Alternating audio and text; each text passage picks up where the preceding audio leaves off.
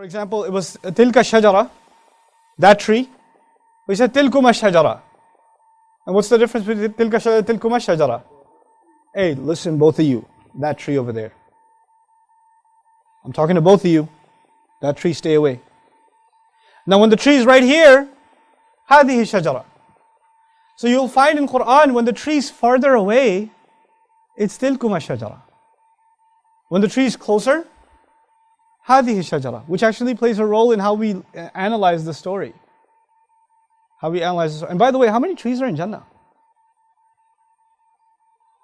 It's called Jannah, which means it's lush, which means it's filled abundantly, endlessly with trees. How big is Jannah? And how many trees in Jannah are haram?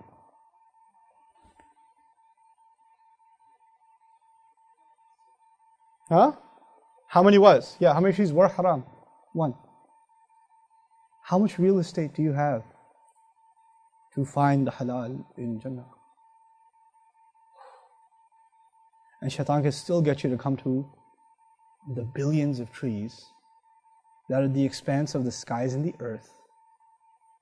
We try to get you to go near that one tree. By the way, even getting near the tree must be a trek. And in one ayah, Allah even describes tilkuma shajara, which means the tree wasn't even near them. It was what? Far away. It's far away. Originally, when he first introduces them to Jannah, he says, settle here. This is the tree you can't go near. Now go enjoy yourself. And they go enjoy themselves. And they go far out there. But after the mistake, tilkuma shajara, to illustrate, by the way, that you came a long way to do this. And that's why we understand, فَدَلَّهُمَا بِغُرُورٍ, Shaytan reeled them in using deception. You know what dalla means? Dalu. What's dalu? It's a verb that comes from that, dalla, to use a bucket to lure people in. In other words, you put a bucket, you put a carrot in it, and the animal smells it, and you pull it in a little more, and you pull it in a little more, and you pull it in a little more, until the animal's trapped. Dalla is also used when you pull a bucket up from a well. Does it come up right away or slowly? Yes? Now if a bucket comes up quickly, adla. Adla. When a bucket comes up slowly, dalla. Dallahuma bihurur. He slowly reeled them in. In other words, it wasn't one time, hey, why don't you eat from the tree? And they're like, okay, sounds like a good idea. Totally, we should do this. It was a little bit, then a little bit, then a little bit. And every time was almost inconceivable that we're doing something wrong. Because it was just a little bit of a, one step closer, we're not even at the tree. We're just kind of, can't even see it yet. Can't even see it. We're just a step closer. It's not haram. What do people do when they fall into a trap of Shaytan? Shaytan comes to them and says, hey, why don't you do like ultimate super crazy haram and burn in hell? And they say, oh, that sounds like a good idea. I should do it. No, he says, hey man, take it easy a little. Just, whatever, this is still time for Fajr. Chillax. Just a little bit more. Just go back to sleep. Sleep. You can feel Shaitan's foot pressing down on the pillow. So right here. You get up and something forces you down. And you're like, I got a little bit of time. So first he gets you with salat.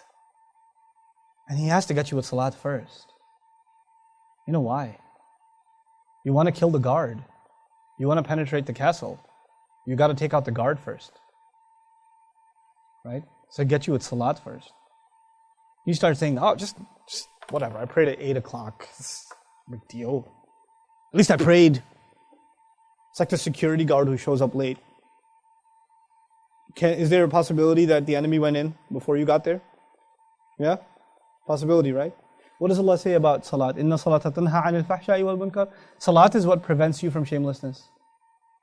When your salat starts falling apart, does Shaitan have opportunity to do other stuff with you? Ooh. So first, it's not a big deal. It's just a little late. It's just that, and he won't get you to miss it altogether. It'll be the guy that shows up first before the adhan. Then you don't have to go that early. Show up after the adhan. They'd be like, you don't have to pray all the sunnahs. It's not fard.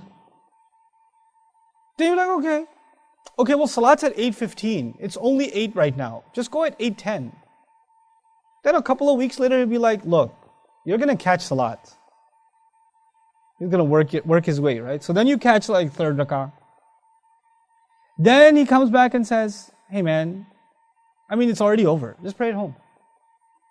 Then he comes back and says, it's already over. And you're like halfway through the movie. Just finish the movie and pray.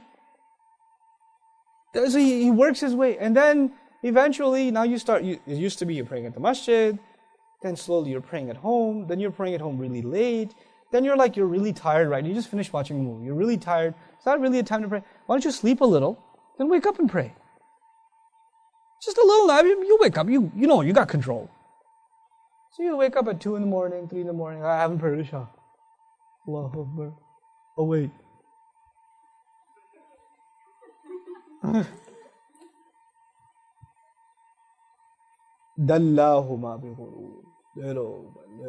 And while he's doing this, while the security has gone down, because this is all security, Salat is security.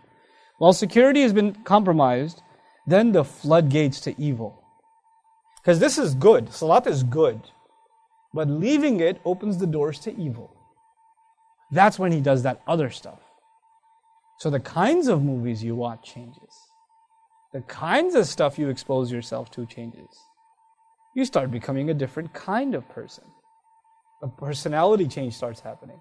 But it all happens very little at it. He's got a lot of patience. And he's done this with plenty of people before, so he knows how to work this. Right?